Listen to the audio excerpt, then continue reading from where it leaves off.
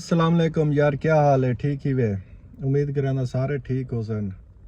ते मैं आज एक टॉपिक ते वीडियो बनाना पिया जेरी वजह के सोशल मीडिया के लोग कितना पैसा कमांदा पे के लोगों की कितनी ख्वाहिश पूरी थी नहीं पिए कि इंजे बंदे मैं डिठे में यार के बहुत ही तंग हालात हैं, लेकिन टिकटॉक या यूट्यूब की वजह के उन्हें के इतना पैसा आ गया ना कि ज़मीन के आसमान तक पहुंच गया। हर कोई आजकल हर नौजवान खासकर सारे पाकिस्तान सराकी वसेब लोग इतना अपने आप को टिकटॉक वक्फ की पैना कि मैं क्या दसा कि केंजे तरीके के असा वायरल थी पैसा कमाऊँ। पैसा वैसे नसीब नाल मिलते, लेकिन लोग मेहनत हर कोई करेंदे कि वीडियो बनाऊँ, हर कोई अपने हिसाब नाल चंगी वीडियो बनाते, लेकिन आवाम क्या देखना चाहती है ये कहीं को भी पता क्या नहीं।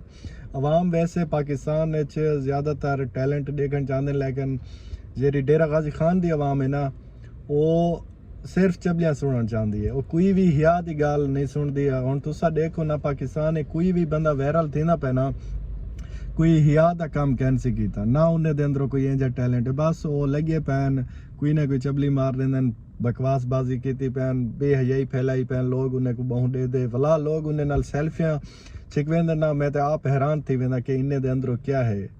सेल्फियाँ इवें छिकवेंदे पाउंदन जिवें सामने वाला बंदा इमरान खान होवे।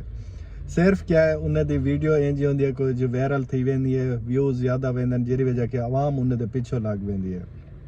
और उन्हें दा नखरा इंज होंदे ना कि मैं आप हैरान थी वेंदा कि यार उसामा बिन लादेन इतना नखरा ना करेंदा होसी जितना नखरा ये लोग करेंदन। मतलब आजकल मैं खुद हैरान थी वेंदा कि उन्हें दे अंदरों क्या इंजा टैलेंट होंदे कि लोग उन्हें दे पिछो वेंदे, लोग उन्हें नाल सेल्फियां छिकवेंदे।